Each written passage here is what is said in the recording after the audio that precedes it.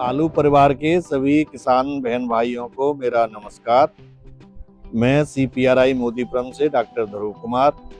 आज हम आपको थोड़ा सा बताते हैं आलू के दो कीड़ों के बारे में। उनका नाम है व्हाइट ग्रब और कटवर्म।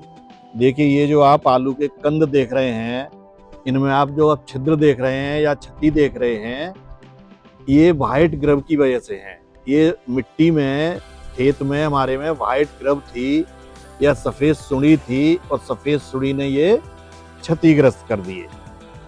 अच्छा, एक कीड़ा इसी तरह का और लगता है, उसको हम कहते हैं कटवर्म। लेकिन कटवर्म के जो होल होते हैं या छेद होते हैं वो बेतरतीब होते हैं, कभी इधर भागेगा इधर भागेगा। लेकिन इन दोनों कीड़ाओं की दवाई एक ही है। इस समय जो आपकी खुदाई हो रही है, अगर थोड़े बहुत कंद इस तरह के निकल रहे हो क्षतिग्रस्त, तो ज्यादा आपको चिंता करने की आवश्यकता नहीं है। यदि आप गर्मी की जुताई कर देंगे, गहरी जुताई मई और जून के महीने में, तो काफी हद तक व्हाइट ग्रब और कटवर्म दोनों ही का नियंत्रण हो जाएगा।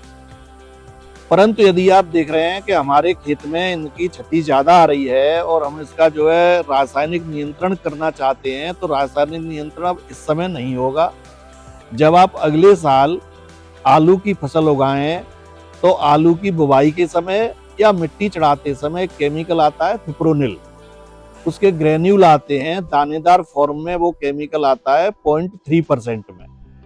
तो 0.3G या 0.3% के ग्रेन्यूल फिप्रोनिल के 25 किलोग्राम प्रति हेक्टेयर की दर से हमें अपनी मिट्टी में उनका प्रयोग करना चाहिए। और फिप्रोनिल के प्रयोग से, फिप्रोनिल के 25 किलोग्राम प्रति हेक्टेयर की दर से प्रयोग करने पर हमारी व्हाइट ग्रब और हमारा कटवर्म दोनों का ही नियंत्रण हो जाता है।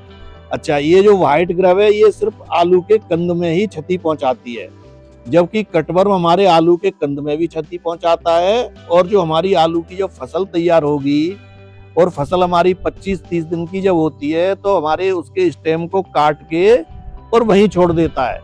यदि आपकी फसल में स्टेम कटे हुए आ रहे हैं, और जनरली ये जो होता है कटवर्म, ये रात में निकलता है और स्टेम काटता है रात में, और काट के वहीं पे छोड़ देगा।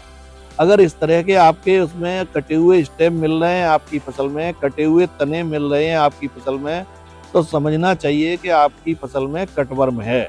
और यदि ये क्षति ज्यादा है, थोड़ी बहुत क्षति है, तो इसको आप इग्नोर कर दो।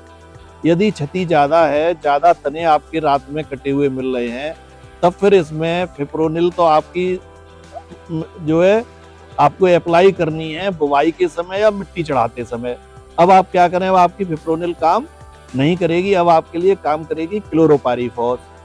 तो 2 मिलीलीटर क्लोरोपाइरीफॉस को आप मिलाएंगे 1 लीटर पानी में, या 10 लीटर पानी में आप घोल बनाएंगे। 10 लीटर पानी प्लस 20 ml क्लोरोपाइरीफॉस का। क्लोरोपाइरीफॉस आती है 20% में, तो उसका घोल बना के और ड्रेंचिंग करनी पड़ेगी। ड्रेंचिंग में जहां आपके तने कटे हुए दिखाई दे रहे हैं, वहां आप उस पानी को उसकी जड़ में डालेंगे, उस घोल को, क्लोरोपाइरीफॉस के घोल को।